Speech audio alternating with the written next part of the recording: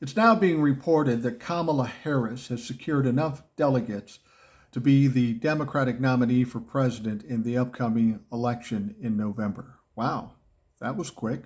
Joe decides to step away a couple of days ago. Everything goes toward Kamala. She gets a flurry of support, and now she's got enough delegates to be the nominee. She's not officially the nominee yet. Still have to go through the process, but she's certainly headed in the right direction, and that's likely how it's going to end up. This whole switch has absolutely energized the Democratic Party, and it's about time because this is something they really needed. But how are the Republicans reacting to this? Well, they're fucking frantic. They are absolutely panicking.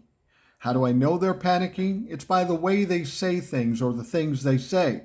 They're saying, oh, this isn't fair. This is unconstitutional. You can't switch nominees. We're going to sue you. Well, there's no basis in law in that. They can't do that. That's not going to happen. But this is typical of a bully.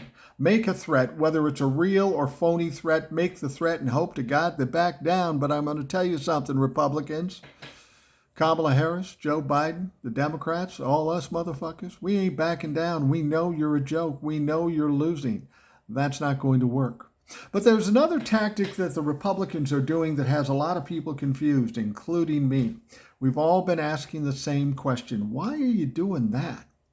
They're suggesting that Joe Biden must step down and make Kamala Harris the 47th president. That seems weird because then Kamala Harris would be the incumbent, which gives her an advantage in the election. So why would they want her to do that?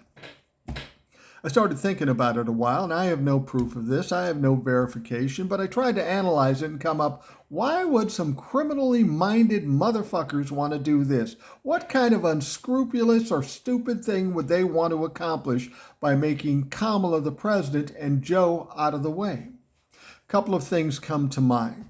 As I've said, they've focused all their attention on Joe Biden. They can't see past the end of their nose. They've got all the arguments and complaints against Joe Biden, but Joe Biden is no longer a thing because he's no longer the candidate. So they can complain about Joe Biden, but here's Kamala just going down the campaign trail, doing whatever she wants. They got to somehow try to blame Kamala. Now, the only way they can do that is if Joe leaves office, Kamala becomes president, the buck stops here kind of thing, and by osmosis, they can put all their complaints about Joe on Kamala Harris. I know that sounds stupid, and it sounds crazy, but remember, we're talking about the Republicans, and they don't have many other choices.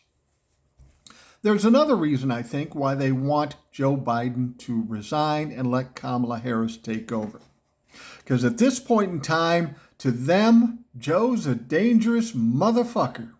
He's an 81-year-old man. He's leaving politics in January, the 20th of January.